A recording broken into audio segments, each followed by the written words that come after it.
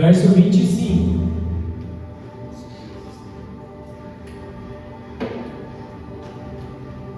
Nós vamos falar sobre pureza hoje, sobre santidade.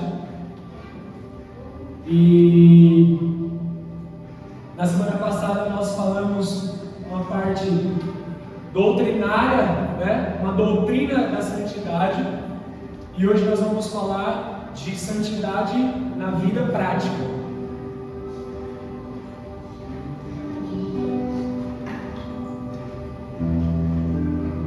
Vamos lá. Efésios, quem achou? Vocês estão felizes, gente? Vou ler na minha Bíblia, assim, na Bíblia do celular aqui. Portanto, abandonem a mentira e digam a verdade a seu próximo, pois somos todos parte do mesmo corpo. E não pequem ao permitir que a ira os controle. Acalmem a ira antes que o sol se ponha, pois ela cria oportunidades para o diabo. Quem é ladrão, pare de roubar. Em vez disso, use as mãos para trabalhar com empenho e honestidade, e assim ajudar generosamente os necessitados. Evitem o linguajar sujo e insultante. Que todas as suas palavras sejam boas e úteis, a fim de dar ânimo àqueles que as ouvirem. Não entristeçam o Espírito Santo de Deus, o selo que Ele colocou sobre vocês, para um dia em que nos resgatará como sua propriedade. Livrem-se de toda amargura, raiva, ira, das palavras ásperas e da calúnia, e de todo tipo de maldade. Em vez disso, sejam bondosos e tenham compaixão uns dos outros, perdoando-se como Deus os perdoou em Cristo. Agora nós já vamos entrar no capítulo 5, verso 1 do capítulo 5. Portanto, como filhos amados de Deus, imitem-no em tudo o que fizerem. Vivam em amor, seguindo o exemplo de Cristo, que nos amou e se entregou por nós como oferta e sacrifício de aroma agradável a Deus. Que não haja entre vocês imoralidade sexual, impureza ou ganância. Esses pecados não têm lugar no meio do povo santo. As histórias obscenas, as conversas tolas, as piadas vulgares não são para vocês. Em vez disso, sejam agradáveis a Deus. Podem estar certos de que nenhum imoral, impuro ou ganancioso que é idólatra herdará o reino de Cristo e de Deus. Amém. Pai Santo, ilumina o nosso coração, a nossa mente, me ajuda a falar hoje, me sustenta fisicamente, e que, Senhor, teu povo seja edificado com essa palavra, com essa mensagem. Em nome de Jesus. Amém. Vamos lá. Então, gente, a partir do verso 25, nós podemos ver uma lista de questões práticas a respeito da santidade. Lembrando que nós começamos o capítulo 4 falando de como nós podemos viver de forma digna do nosso chamado. Deus nos chamou, Deus nos resgatou, e como nós podemos viver de forma digna. E aí, ao longo do capítulo 4, nós vimos que nós devemos andar em unidade. E aí nós falamos da unidade. E aí na semana passada nós começamos a falar de que uma outra forma, de que nós podemos viver de forma digna do nosso chamado é andar em santidade. E aí nós falamos sobre o conceito doutrinário do que é a doutrina da santidade, que é basicamente o quê? Se despir do velho homem, da velha natureza, e assumir as vestes de um novo homem, ou seja, é mudança de comportamento, mudança de hábitos, mudança de vida. E agora, hoje nós vamos ver isso em exemplos práticos. O apóstolo Paulo trouxe para nós acabamos de ler, são exemplos práticos a respeito da santidade. E isso é importante por quê, irmãos? Porque santidade não é um símbolo, santidade não é uma ideia legal, santidade é uma questão prática. Ou você é, ou você não é. Ou você está buscando santidade, ou você não está buscando santidade. Não é uma coisinha tipo assim, imaginária. Não é uma coisa que de fato depende de nós. De nós. E nós vamos observar também que não basta a gente deixar de fazer certas coisas. Mas o cristianismo nos leva não só a abandonar certas coisas, mas a abraçar outras. Isso é a coisa mais importante. Não é sobre deixar. Se vocês perceberem, o que ele diz? O que mente, fala a verdade. O que rouba, trabalha. Então você vai sempre ver um aspecto negativo que deve ser abandonado. Em contrapartida, você verá um aspecto positivo que você deve abraçar. Então, irmãos, a santidade na prática não é simplesmente deixar de fazer alguma coisa, mas é assumir um novo modo de vida. É de fato assumir uma nova maneira de andar. É mudar o jeito que nós vivemos. Então, santidade é na prática. Santidade não é na imaginação, santidade não é na teoria, mas santidade é na prática. Amém? Então, vamos começar do verso 25. Por isso, deixando a mentira, que cada um fale a verdade com o seu próximo, porque somos membros do mesmo corpo. Então, vimos aqui, irmãos, que deixar a mentira é um passo muito importante. O cristão, ele deve abandonar a mentira. Primeiro que a mentira, né, o pai da mentira é o diabo. O pai da mentira é o diabo. E nós somos filhos de Deus. Amém? Então nós devemos abandonar a mentira. Nós devemos abandonar não só a questão de contar uma mentira, de enganar alguém, mas nós devemos abandonar tudo aquilo que é mentira. Ou seja, todo falso evangelho, todo falso estilo de vida, todo tipo de falsidade nós devemos abandonar. E nós devemos ser verdadeiros, nós devemos ser transparentes, nós devemos andar na luz, nós devemos abraçar tudo aquilo que é a verdade. Então a primeira coisa, o primeiro passo é abandonar a mentira e assumir a verdade. Todo cristão, irmãos, ele precisa necessariamente ser alguém que inspira confiança. Cara, sabe, a coisa mais triste é um cristão que não inspira confiança em ninguém.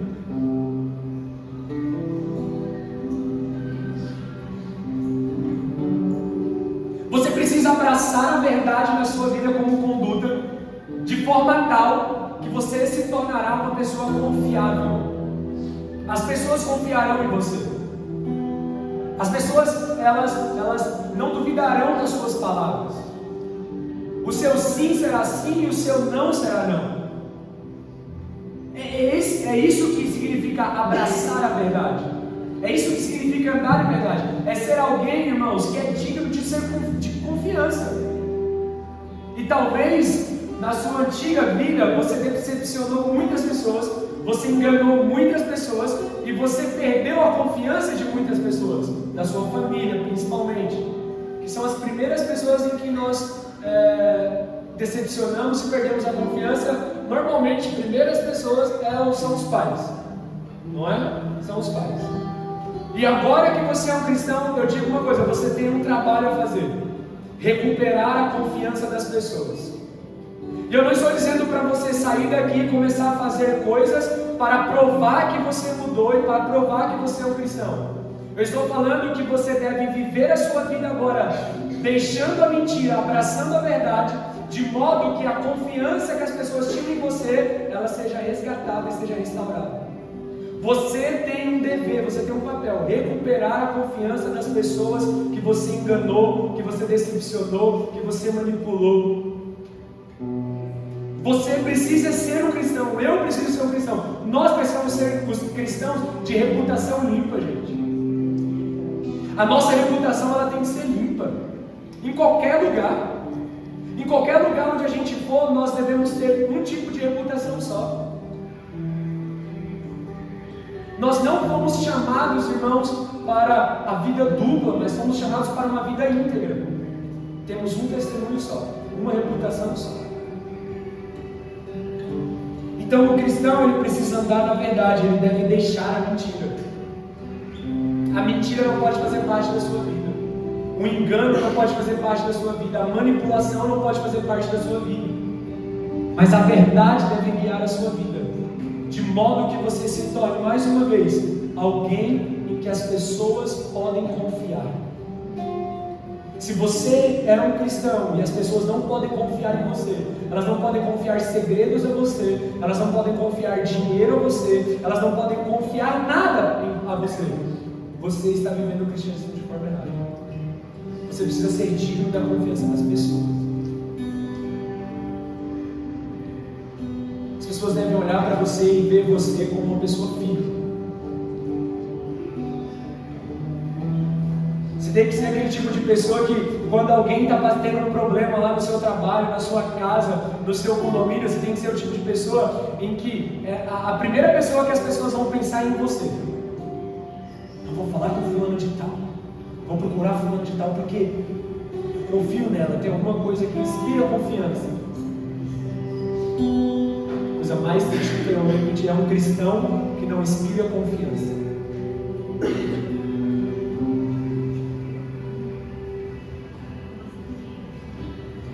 E aí ele diz assim, né? Porque somos membros do corpo de Cristo. Irmãos, a mentira é como uma doença para a igreja. A mentira é uma doença. A mentira traz desunião. A mentira ela traz divisão. A mentira ela traz engano. Enquanto que a verdade edifica o corpo de Cristo. A verdade edifica o corpo de Cristo. Deixa eu dizer uma coisa para você. Quando você sai por essas portas e começa a andar pelas ruas de Paraisópolis, pelas ruas de São Paulo, do Brasil e do mundo, você está carregando o nome da igreja com você. Então, quando você dá mau testemunho lá fora, quando você dá mau exemplo lá fora, você está dando mau testemunho do corpo de Cristo. Olha para a pessoa que está do seu lado. Quando você anda na mentira aí fora, você está pecando contra essa pessoa que está do seu lado.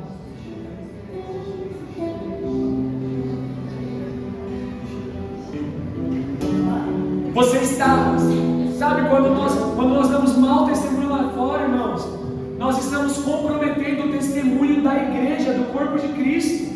Porque as pessoas elas vão olhar e vão dizer, ora, mas as pessoas elas sempre vão generalizar. Nossa, mas é crente? Ah, tinha que ser, a igreja é assim mesmo. Elas vão generalizar. E você estará trazendo maldição para o corpo de Cristo. Mas a verdade edifica. Por isso ele está dizendo, por isso deixando a mentira, que cada um fale a verdade com o seu próximo. Porque nós somos membros do mesmo corpo. Então não é uma questão individual. Ah, é a minha vida. Eu sempre estou dizendo isso para vocês. Andar em igreja, participar, viver em comunhão, viver em igreja, não é uma caminhada solitária, mas é uma vida de corpo, é uma vida em que você faz parte de uma comunidade. Então se você anda na mentira, você traz maldição para o corpo de Cristo. Você traz maldição para aqueles que estão aí sentados do seu lado agora.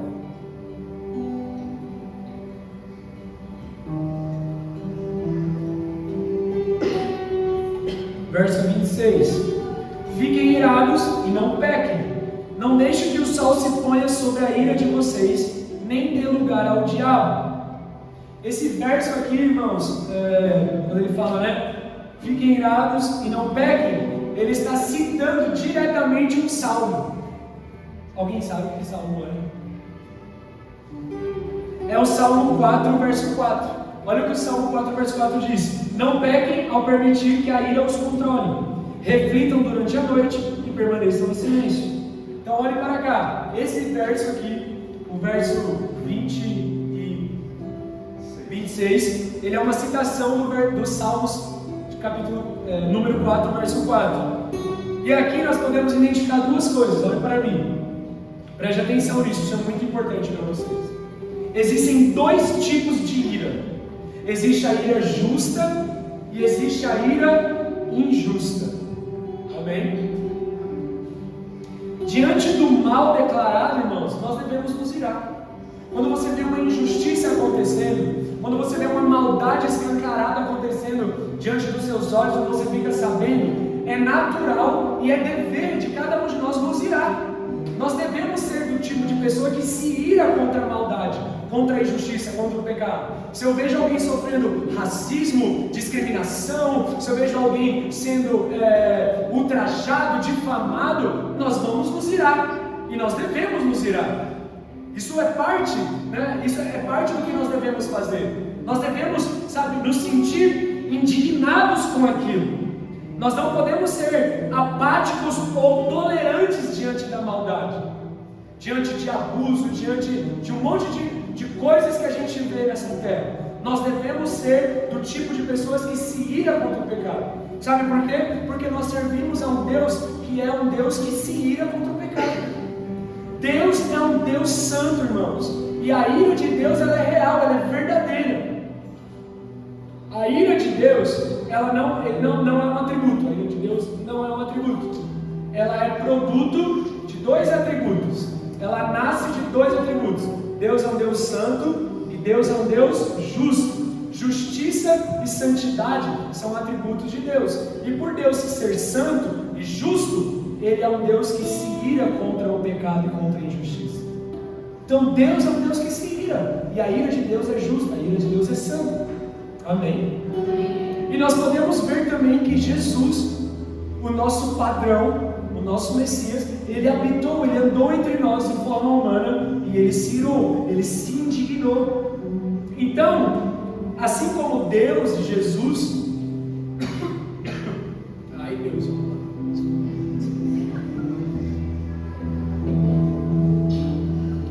assim como Deus e Jesus são intolerantes com a maldade, com a injustiça, nós devemos ser. Porém, nós precisamos analisar três coisas que estão nesse versículo. Primeiro, olha o que o apóstolo diz: não pequeis. Esse é o primeiro detalhe. Existe uma ira santa, existe uma ira justa e uma ira injusta. E o que nós devemos saber a respeito de se irar é que nós não devemos pecar. Podemos nos irar, mas não devemos pecar. A nossa ira não deve estar contaminada de orgulho, de mágoa ou de sentimento e desejo de vingança.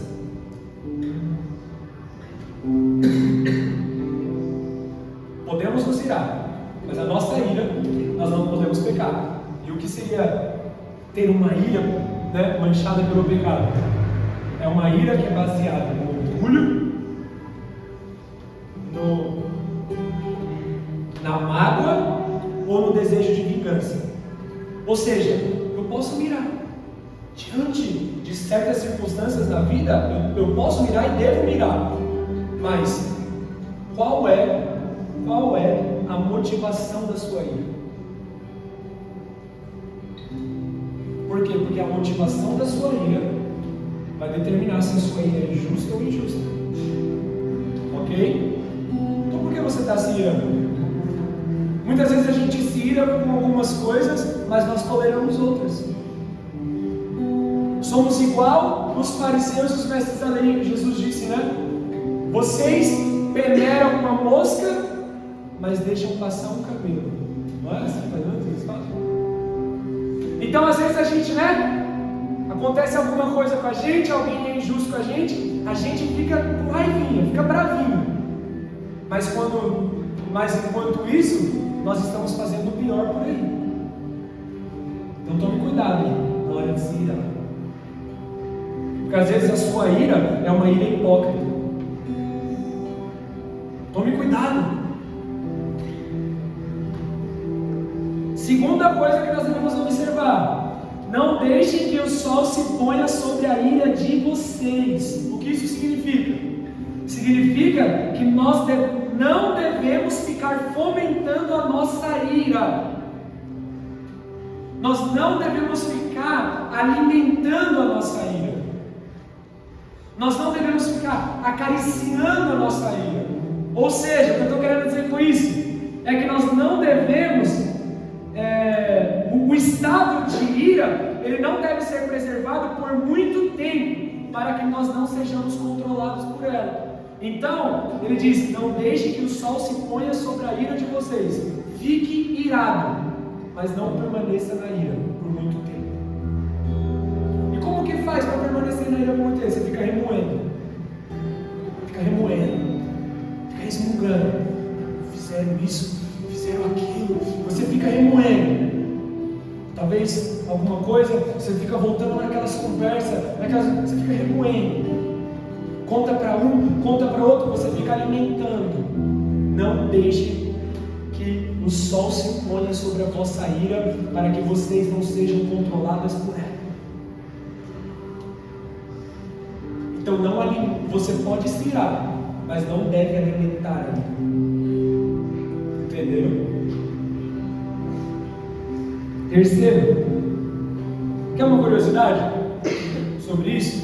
Preste atenção. No Antigo Testamento, se alguém emprestasse um dinheiro para alguém, ou vendesse alguma coisa para alguém fiado, e a pessoa não pagasse, ela podia tomar, algo daquela pessoa. E muitas vezes os pobres daquela época só tinham uma capa, um cobertor para a noite. E se uma pessoa tivesse alguém que devesse, fosse um pobre, e só tivesse uma capa, essa pessoa podia tomar a capa do pobre. Mas antes do anoitecer, ele tinha que devolver, porque o pobre não poderia dormir descoberto. Interessante. Então, é sobre isso. E, irmãos, nós estamos indo para o casamento, né? Nós estamos indo para uma conferência de casamento. Esse ensinamento aqui,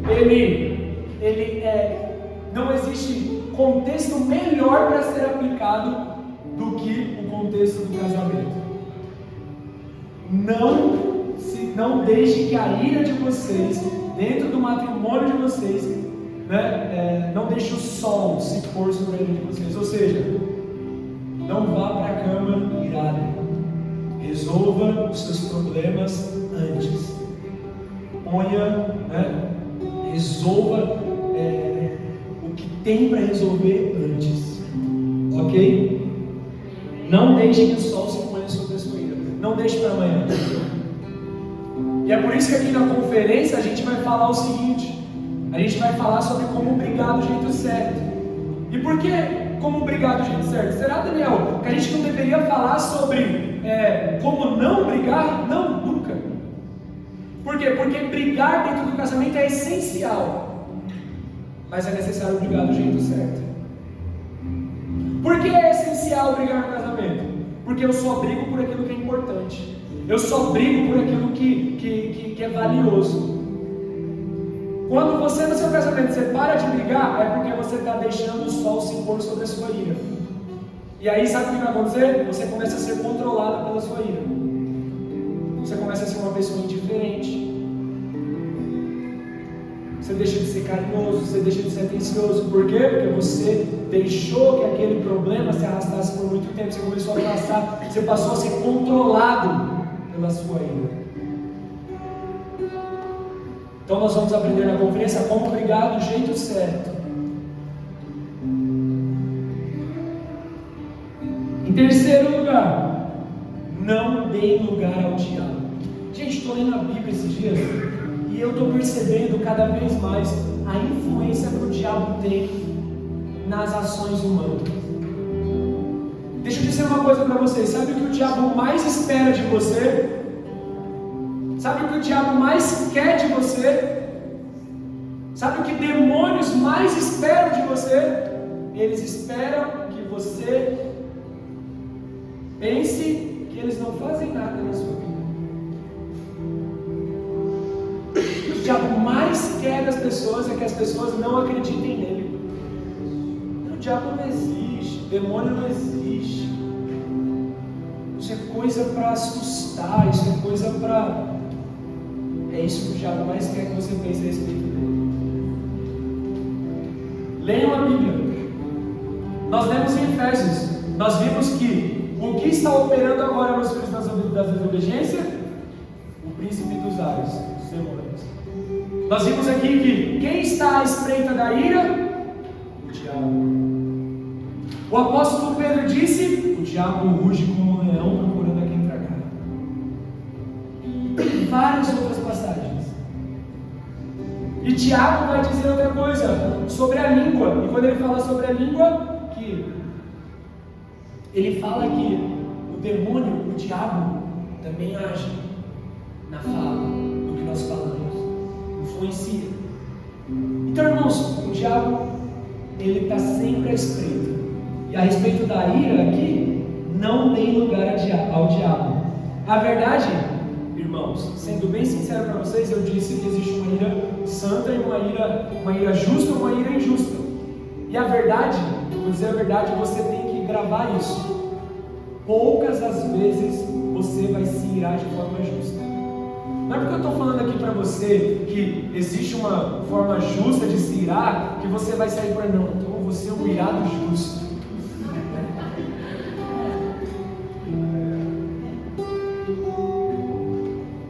Não se engane. Poucas as vezes você e eu vamos conseguir se irar de forma santa. Poucas as vezes. E é por isso que o apóstolo Paulo nos alerta: não dê lugar ao diabo. Porque existe uma linha muito tênue, irmãos.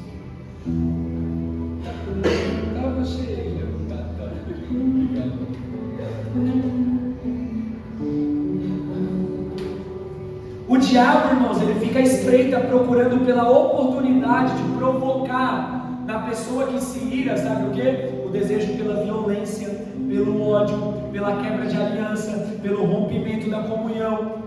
Então tome cuidado. O diabo fica à espreita. Vamos falar aqui, vamos voltar para o casamento.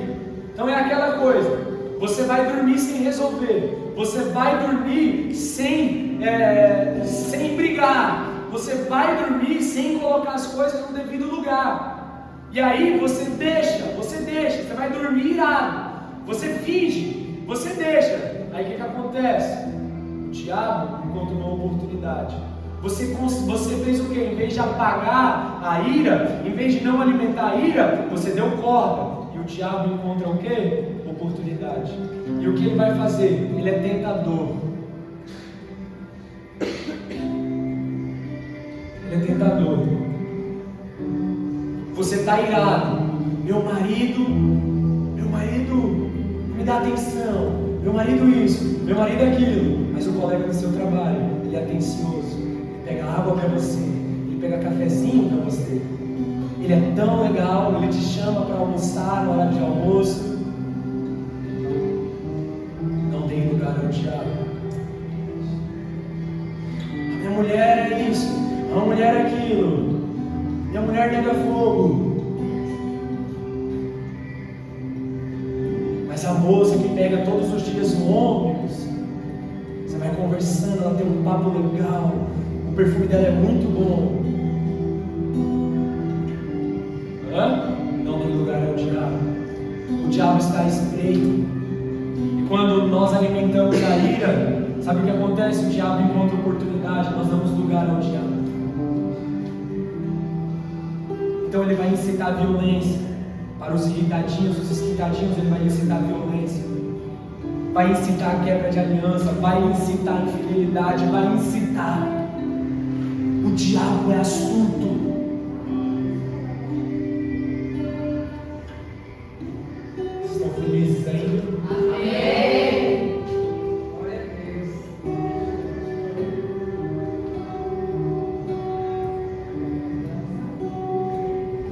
Então não dê lugar ao diabo. Verso 28. Aquele que rouba, aquele que é ladrão, não roube mais. Pelo contrário, trabalhe fazendo com as próprias mãos o que é bom, para que tenha o que repartir com o necessitado. Isso aqui, irmãos, é uma referência direta ao 8º mandamento dos 10 mandamentos, que é não furtarás, não roubarás. E ele tinha, nos 10 mandamentos, e tem aqui uma ampliação ampla, um sentido amplo. Então não se trata apenas do roubo e do furto, aquele que a gente vai lá e toma um bem que pertencia à pessoa, toma um relógio, um celular, rouba, furta, pega alguma coisa que não pertence a nós. Não é só isso, é isso também, mas não é só isso. A aplicação desse mandamento aqui, ela é uma aplicação ampla. Por exemplo, sonegar imposto é pecado. Eu declarei o seu imposto de renda, faça isso. Além de ser cobrado, depois pela justiça, é pecado. Então sonegar imposto é roubar, você está roubando do governo. Ah, mas o imposto é injusto, eu também acho. Mas Jesus disse o quê? Dê a César.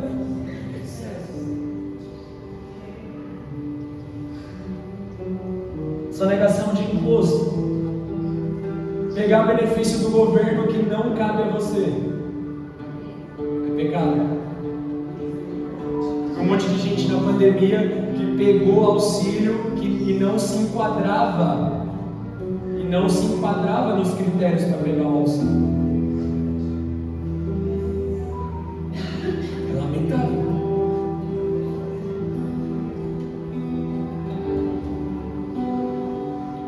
Pegar benefício que não cabe a você é roubo.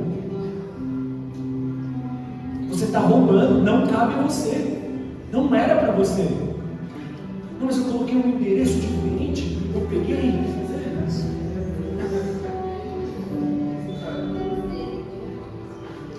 Você está agindo como ladrão.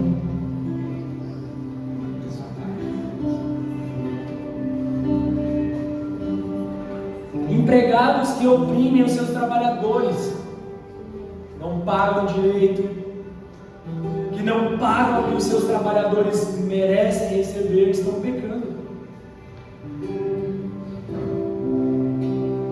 Por outro lado, trabalhadores que não trabalham as horas que são pagas para trabalhar, você está roubando da sua empresa. Roubo. Gastar todo o tempo que você deveria estar trabalhando na internet fazendo outra coisa é roubo. É pecado. Mas eu passei evangelizando, passei lendo a Bíblia, fazendo devocional. Não deveria. Deveria estar trabalhando. Porque você está sendo pago para aquilo.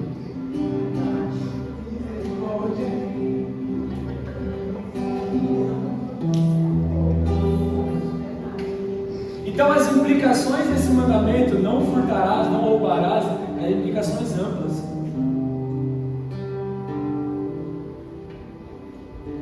E aí, irmãos, Jesus ele muda a nossa relação até com o trabalho, porque olha o que ele diz. Pelo contrário, trabalhe, fazendo com as próprias mãos o que é bom, para que tenham que repartir com o necessitado. Irmãos, preste atenção. Eu já disse isso aqui, eu queria repetir. As pessoas, às vezes nós temos um entendimento errado sobre o trabalho. Tem gente que fala até assim, na segunda-feira, Jesus podia voltar para deixar de trabalhar.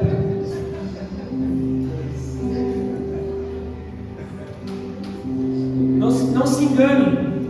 Quando Jesus voltar, você vai continuar trabalhando. Vai ter muito trabalho para você, para mim, dos santos, muito trabalho. Você vai trabalhar dobrado, ok? Então não se engane. O pecado, irmãos, o trabalho não é resultado do pecado. Adão trabalhava no jardim antes de pecar. O trabalho já existe antes do pecado, gente. Ah, não, que a gente trabalha porque Adão e Eva pecou e tudo mais. Não. Deus disse que nós comeríamos do suor, ou seja, a nossa relação com o trabalho seria prejudicada, demandaria sofrimento. E é verdade, sofrido. Segunda-feira, sofrido, suor. Mas o trabalho já existia antes do pecado. Ok? Então preste atenção, olhe para mim aqui agora. A Bíblia não condena e não impede ninguém de ser rico. Ninguém. Inclusive eu espero que vocês sejam muito ricos. Porque eu preciso de amizades sinceras. Casa na praia.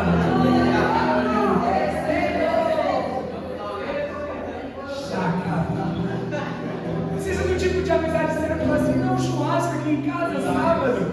Sim, o que eu tenho que levar? Nada. Não precisa levar nada, só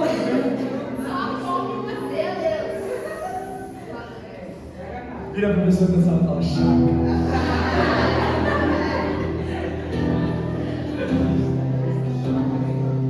A Bíblia não impede ninguém de ser rico. A Bíblia não impede ninguém de prosperar. A Bíblia não diz que o dinheiro é a raiz de todos os males. A Bíblia diz que o amor ao dinheiro é a raiz de todos os males. Porém, sempre tem um porém, né? Na mesma medida em que as suas riquezas aumentam, os seus bens aumentam, as suas posses aumentam, as suas condições aumentam, a sua generosidade deve aumentar.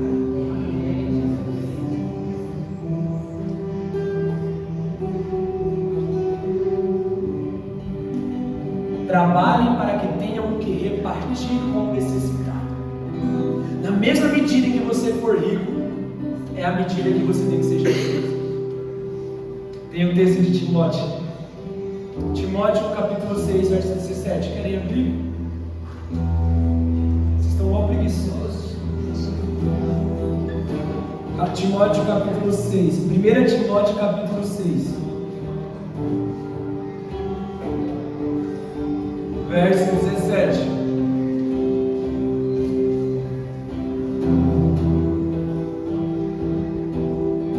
Acharam? Vamos. Ensine os ricos desse mundo que não se orgulhem nem confiem em seu dinheiro, que é incerto. Sua confiança deve estar em Deus, que provê ricamente tudo o que necessitamos para a nossa satisfação.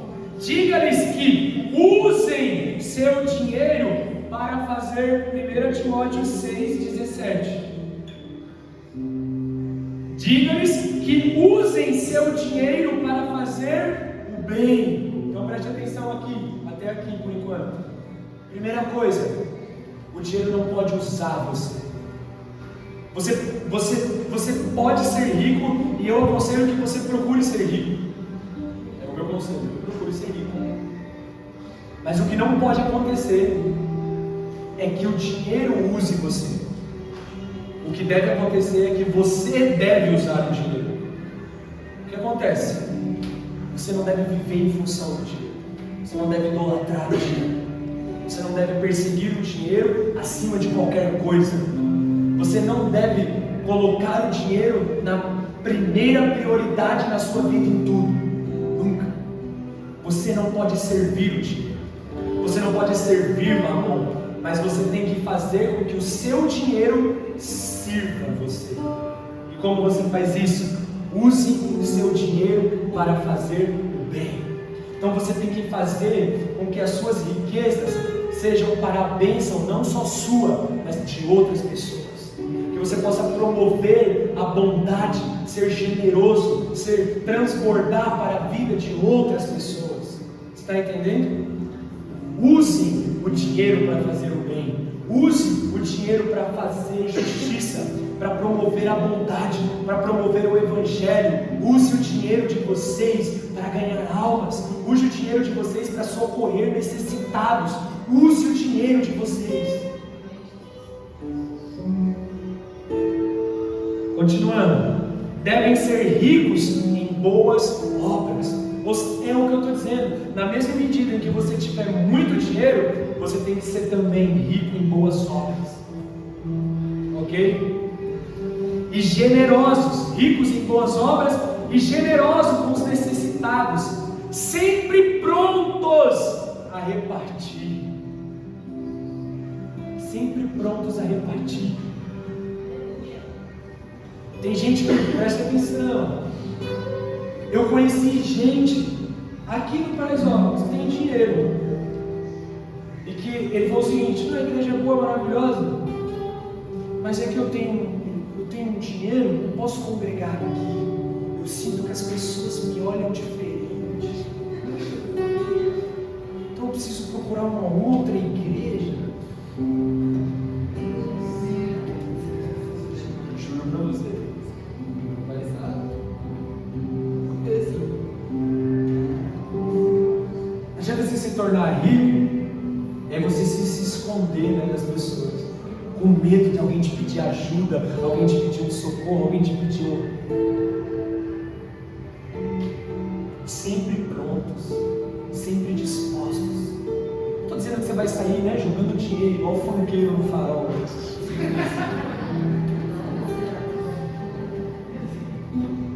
Não se trata disso, mas se trata em estar disponível para as pessoas, para servir as pessoas, para abençoar as pessoas. Ah, Daniel, então essa regra é só para quando eu for rico? Não. Se você não é fiel no pouco, você não vai ser fiel no muito. Se você não está servindo as pessoas no pouco que você tem agora, se você não está socorrendo as pessoas no pouco que você tem agora, se você não está sendo generoso no pouco que você tem agora, tem uma notícia: você não será no muito, você se tornará escravo do dinheiro quando você tiver muito. Cada um tem que ser generoso na medida que está agora, no agora. Amém? Desse modo, acumularão tesouros para si, como um alicerce firme para o futuro, a fim de experimentarem a verdadeira vida. Amém.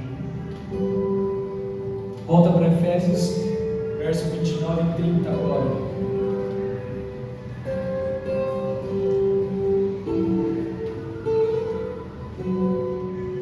Não saia da boca de vocês nenhuma palavra suja, mas unicamente a que for boa para edificação, conforme a necessidade, e assim transmita graça aos que ouvem, e não entristeça o Espírito Santo de Deus, no qual foram selados para o dia da redenção.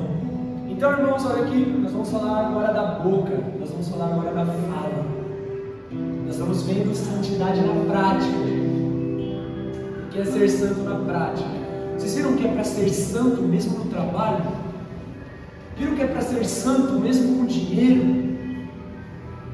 Estamos falando de santidade na prática. E agora nós saímos das mãos que trabalham para a boca que fala. Então preste atenção em uma coisa. Vocês já repararam? Para mim, que a fala é um dom de Deus. Já pararam para pensar nisso? E é um dom que nos distingue dos animais. O cachorro late, o gado ruge, sei lá. O gado, não o gato.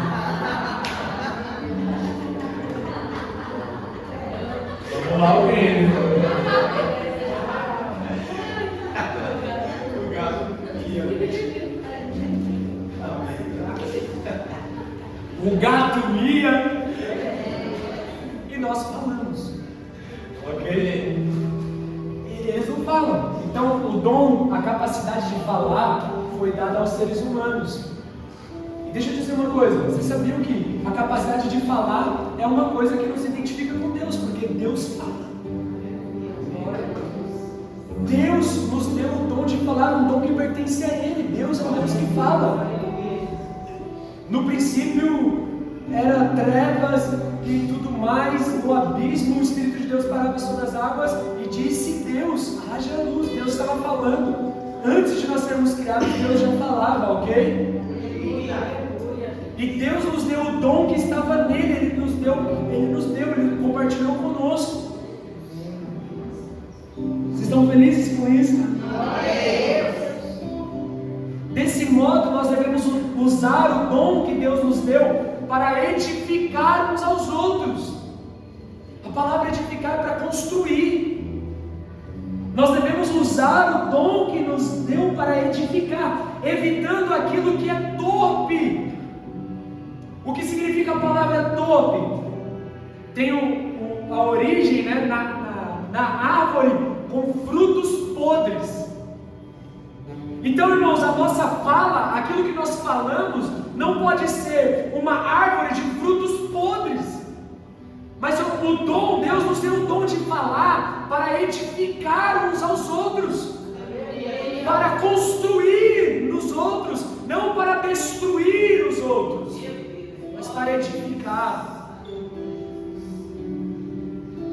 Então, nós devemos usar esse dom para ajudar, para encorajar, para animar, para consolar, para ensinar, para aquilo que é útil para cada ocasião.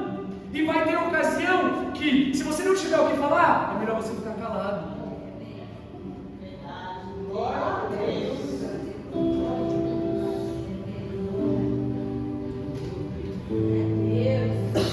Se você sabe, se aquilo que você for falar não vai transmitir graça às pessoas, sabedoria de Deus, se não vai transmitir bênção, se não vai acrescentar, então é melhor que você não fale.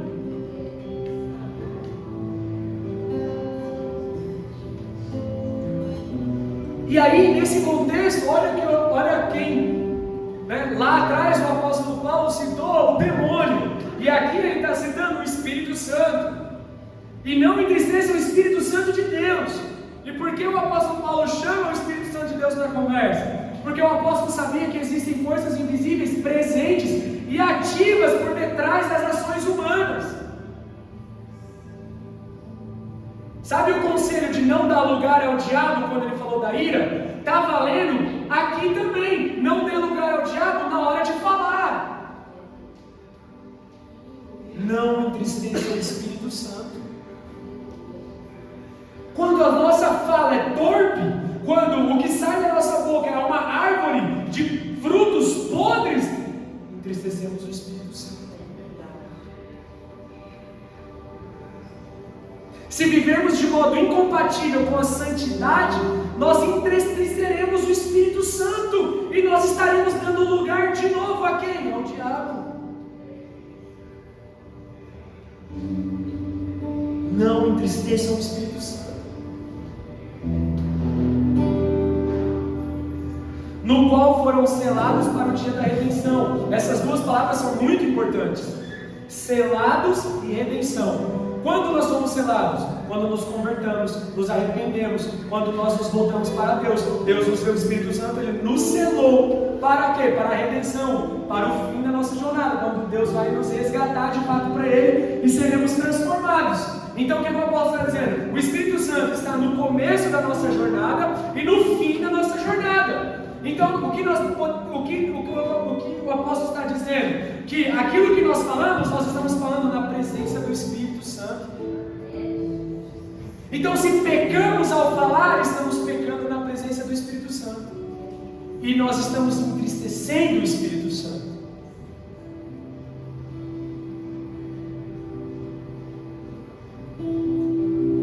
E todo cristão que é cheio do Espírito Santo não deseja entristecê-lo. Não deseja entristecê-lo.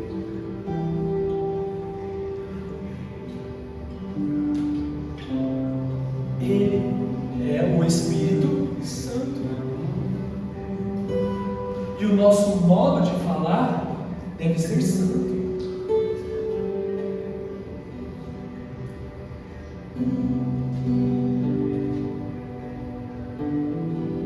Estão felizes? Vamos continuar. Verso capítulo 4, verso 31. Tá legal hoje, não tá? Para vocês que estão na dor de garganta.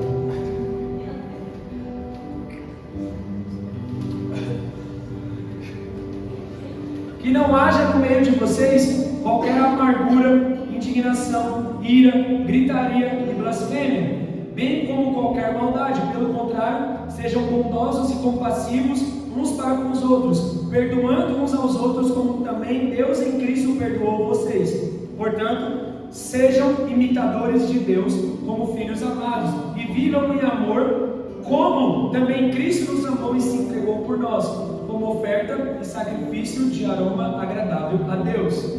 Então aqui, preste atenção, olha para mim agora. Não foge daqui, preste atenção aqui, não deixe nada de distrair. Nós temos um conjunto de sentimentos e comportamentos que não deve haver no nosso meio. Que não haja no meio de vocês. É muito simples. Não tem que estar aqui. Não tem que fazer parte da sociedade de Deus. Não tem que fazer parte da família de Deus. Não tem que fazer parte do corpo de Deus. Esses sentimentos aqui. O primeiro deles, a amargura. Deixe de ser uma pessoa amargurada. O que é a amargura? É um sentimento negativo e cínico sobre tudo e sobre qualquer coisa. É aquela pessoa que ela foi traumatizada, que ela foi injustiçada, aconteceu alguma coisa na vida dela e que ela se tornou uma pessoa amarga. E aí ela adotou na vida dela uma postura negativa e cínica a respeito de qualquer coisa. Então ela é sempre aquela pessoa debochada, ela é sempre aquela pessoa que não espera o bem para nada, que ela não espera que nada vai dar certo, ela é sempre uma pessoa extremamente negativa para tudo, amargurado.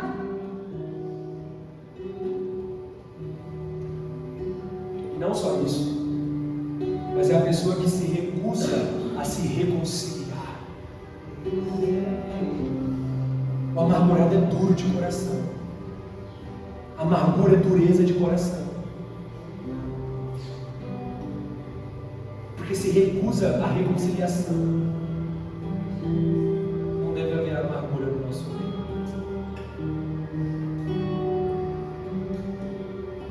Cólera e ira.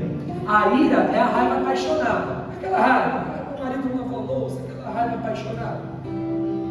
Aquela raiva boba. Aquela paixão raivosa. Nós já falamos sobre ira. Mas a cólera, o que é a cólera? A cólera é o descontrole maldoso. É o violento. É o que bate, insulta. O que já... Vamos te levar para as ideias. Vou falar para você, tem um crente que está levando... Cara,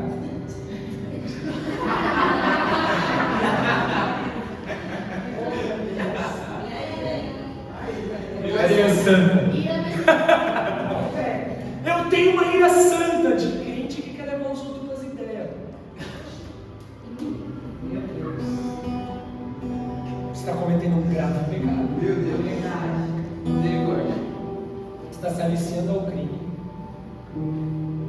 Se acontecer alguma coisa com a pessoa, você está se tornando participante de só morrer, por exemplo.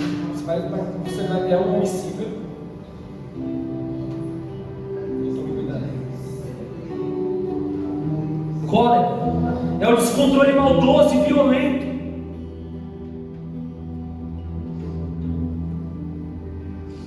Não tem que ter. Tem que ser tolerável isso mesmo.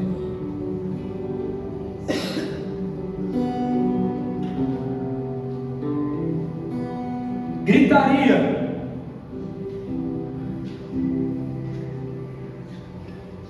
Essa carta foi escrita hoje, o apóstolo Paulo escreveu.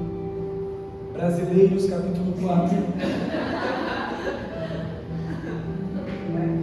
Ele trocaria a palavra gritaria por barraco. Mais conhecido por nós brasileiros aqui, essa gritaria aqui, essa gritaria aqui é mais conhecida aqui por nós brasileiros como barraco. Crente não tem que ser barraqueiro. Gritaria, aponta o dedo na cara, e xinga, e insulta, e... Barraco não é para crente. Filho de Deus não tem que ser barraqueiro. Filho de Deus tem que ser manso e humilde.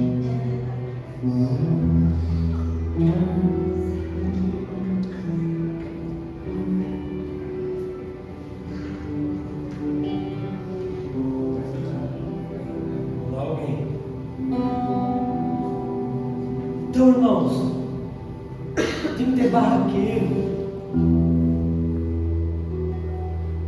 Às vezes a gente até enaltece, né? De dar barraqueiro.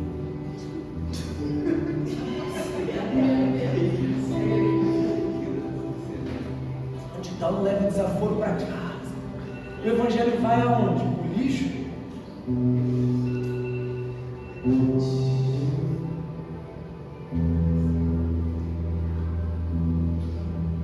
Gritaria, xingamento, levantar o dedo, levantar a voz. Passando a rua, a pessoa está gritando com a vizinha, apontando o dedo na cara, ameaçando. Vou te levar para as ideias. É isso. Blasfêmias. Blasfêmias é o falar mal dos outros. Especialmente pelas costas, você está blasfemando contra aquela pessoa, causando difamação e destruindo reputações. Irmãos, deixa eu dizer uma coisa: nenhum de nós foi chamado aqui para difamar as pessoas e para destruir a reputação das pessoas.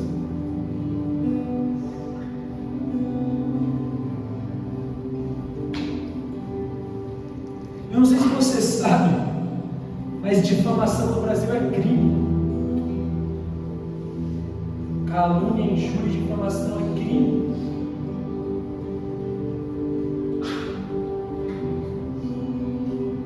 Falar mal pelas costas dos outros, difamar.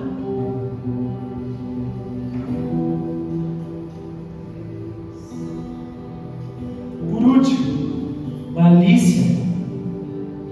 Ou em outras traduções, todo tipo de maldade, todo tipo de malícia. Porque a malícia é o desejo ou a trama do mal contra alguém. É aquela pessoa que realmente deseja que a vida do outro não dê certo, que as coisas não aconteçam. Malícia, que trama o mal, ou que deseja o mal, tomara que quebre a cara.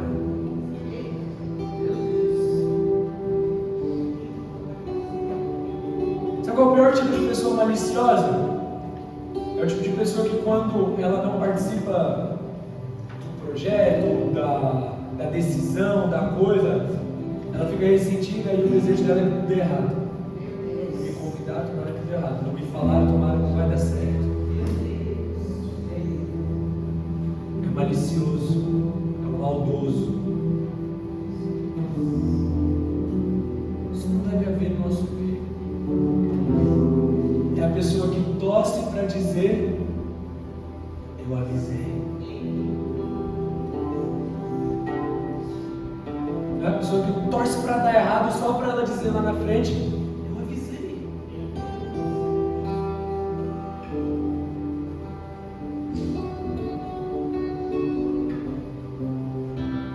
E qual é o contrário de tais coisas? O contrário é que nós devemos ser bondosos e compassivos uns com os outros, sendo imitadores de Cristo, que age com bondade e graça. A palavra bondade vem de benignidade, e benignidade no grego é uma palavra, eu não sei pronunciar, mas é uma palavra que ela é praticamente a mesma pronúncia de Cristo. Ou seja, andar em bondade e benignidade é ser igual a Cristo. É ser bom, ser compassivo. Assim como Jesus se entregou em amor, nós devemos nos entregar em amor. Esse tem que ser o nosso procedimento. Devemos abandonar a amargura, a cólera, a ira, a gritaria, a blasfêmia, a malícia e abraçar o procedimento bondoso e compassivo com as pessoas, perdoando assim como Cristo nos perdoou, assim como Deus nos perdoou. Perdão. Nós devemos perdoar as pessoas como Deus nos perdoou. Esse é o nosso padrão agora. Essa é as vestes, é as novas vestes que vestimos.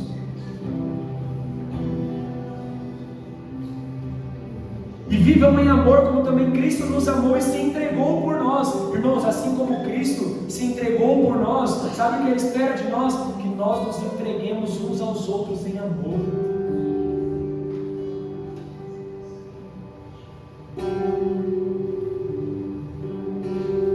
Como oferta de sacrifício e aroma agradável a Deus. Sabe o que significa? Que o amor sacrificial, que é o de dar a vida por outra pessoa, é um sacrifício, é uma oferta agradável a Deus. Quer entregar uma oferta agradável a Deus? Tenha um amor sacrificial pelas pessoas, um amor que perdoa, um amor que age com bondade, um amor que age com paciência, um amor que edifica. Amém?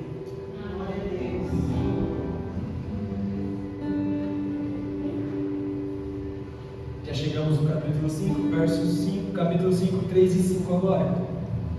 Que a imoralidade sexual e toda impureza ou avareza não sejam nem sequer mencionados entre vocês, como convém a santos. Não usem linguagem grosseira, não digam coisas tolas nem indecentes, pois isso não convém, pelo contrário, digam palavras de ação de graças. Fiquem sabendo disto: nenhuma pessoa imoral ou impura ou avarenta, porque a avareza é idolatria, tem herança no reino de Cristo e de Deus. Olha o que ele diz.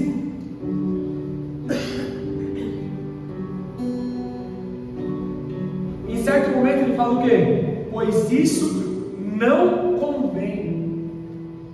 Preste atenção aqui. Isso aqui é muito importante. Existe uma postura, aqui ele está falando de sexualidade, pecados relacionados à sexualidade. E existe uma postura em relação à sexualidade que convém aos santos e outra que não convém aos santos. Para os impuros, para os pagãos, a sexualidade ela é imoral. Ela é imoral. Cadê meu Deus? Ela é imoral, impura e gananciosa, que se expressa por meio de uma linguagem grosseira, tola e indecente, que é a imoralidade sexual e toda impureza ou avareza não sejam nem sequer mencionadas entre vocês, como convém ao povo santo. Não use linguagem grosseira, não digam coisas tolas, nem indecentes, porque isso não convém. Isso faz parte da vida antiga, da velha natureza.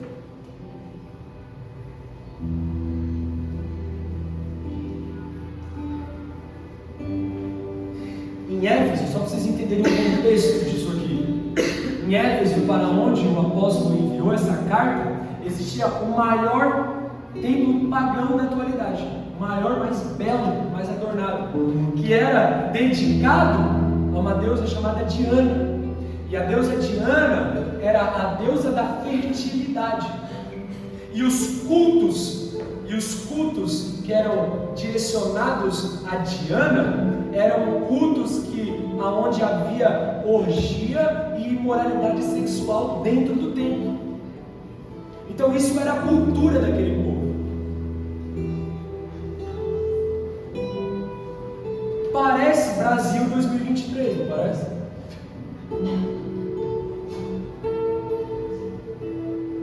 Não sendo diferente dos dias de hoje,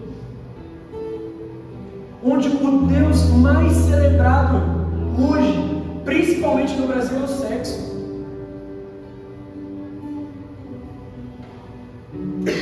É o Deus mais celebrado, mais cultuado, mais almejado é o sexo. É sexo na música, é sexo na televisão, é sexo em qualquer lugar. Tudo é sexo. As pessoas, tudo é sexo. Tudo é sexo. Tudo se resume a sexo. Imoralidade, impureza. Todo ato sexual, irmãos, a parte do casamento, é imoral e impuro diante de Deus.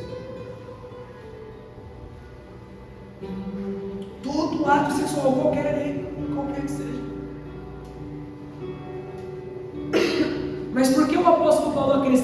a ganância. Quando eu li, por que a ganância? Estava estudando, por que a ganância? Que é a imoralidade sexual, toda impureza, ou avareza, que significa ganância, avareza significa ganância. Por que ele cita? Se ele está falando de coisa sexual, e por que ele cita a ganância? Por que ele cita isso?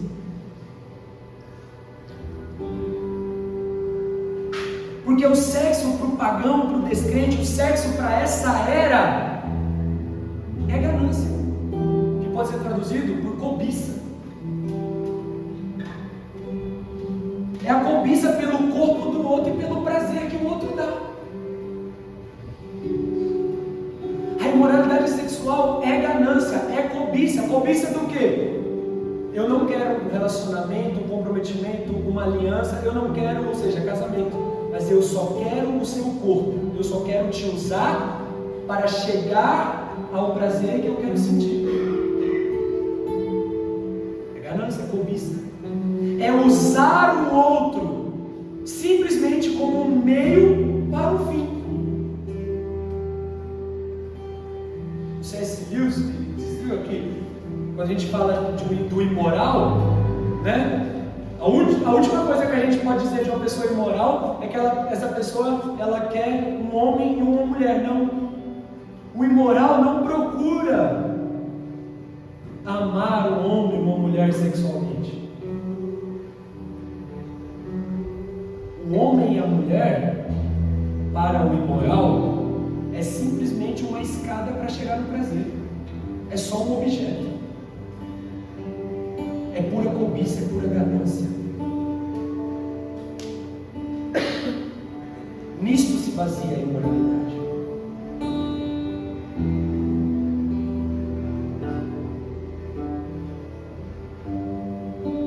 Por isso o apóstolo Paulo cita a ganância ao lado de imoralidade, porque é a cobiça do outro, de usar o outro. Sabe o que é cobiçar? Cobiçar é você desejar aquilo que não pertence a você.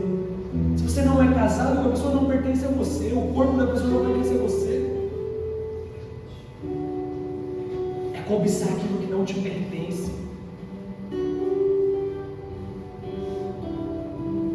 É usar o outro como objeto, um mero objeto.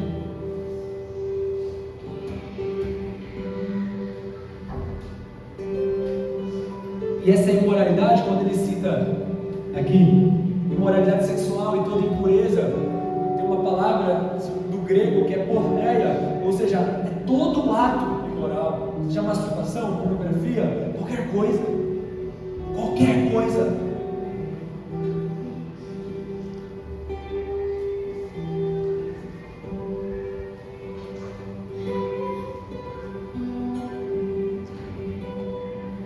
Mas qual é o contrário disso? Pelo contrário, digam palavras de ação de graças. Sabe o que isso significa? Significa que para o santo, para a sociedade de Deus, a sexualidade deve ser motivo de ação de graças. Nós devemos entender a sexualidade como uma das dádivas de Deus. Deve ser tratado de forma santa. Existe um modo que convém a nós tratar a sexualidade. Como? Com ação de graças. Como fazemos isso? Reconhecendo que essa dádiva veio de Deus.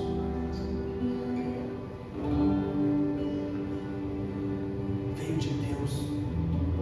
A sexualidade, ela não deve ser egoísta, não deve ser imoral, não deve ser impura, mas antes é uma graça, é uma bênção dada por Deus para se desfrutar dentro de um relacionamento de aliança, de fidelidade, de compromisso,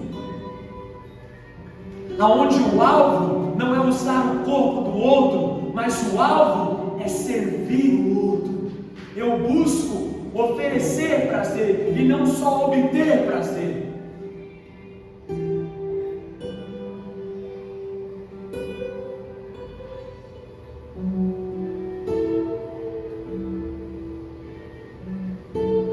Todas as dádivas de Deus, inclusive os cegos, são assuntos para ações de graça, e não para piadas, e não para músicas imorais, e não para séries imorais, ou seja, qualquer outra coisa.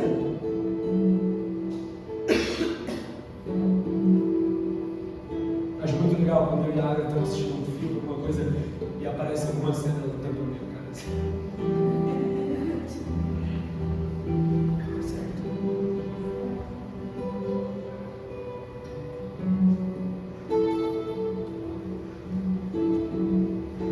Nós devemos preservar a sexualidade como uma bênção de Deus, o Deus Criador. Deus criou o sexo, e sexo é bom, e sexo deve ser tratado como ação de graças.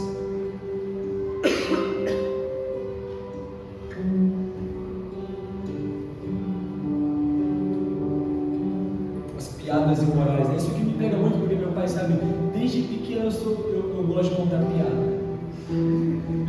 Eu estou confessando meu pecado para vocês. Eu amo piada, eu gosto muito de piadas pesadas.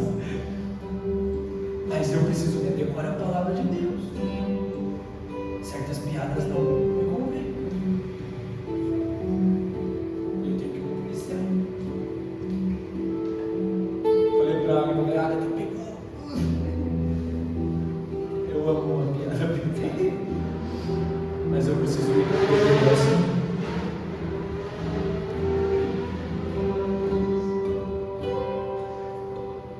Chegamos ao fim. Só para encerrar, percebam, irmãos, então, que santidade não é a nuvem flutuante, um sentimento abstrato.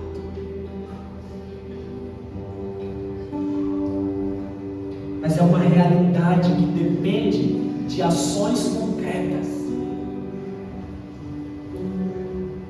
Depende de ações concretas. Depende do quê? Abandone a mentira e fale a verdade. Seja digno de confiança. Depende do quê? Não roube e use suas mãos para trabalhar. Abençoe e seja generoso. Depende de ações práticas. Você não... Diga para a pessoa que está do seu lado. Diga, você não é santo de teoria, mas na prática das suas ações diárias. É na prática. Como a gente costuma falar, é no chão de fábrica.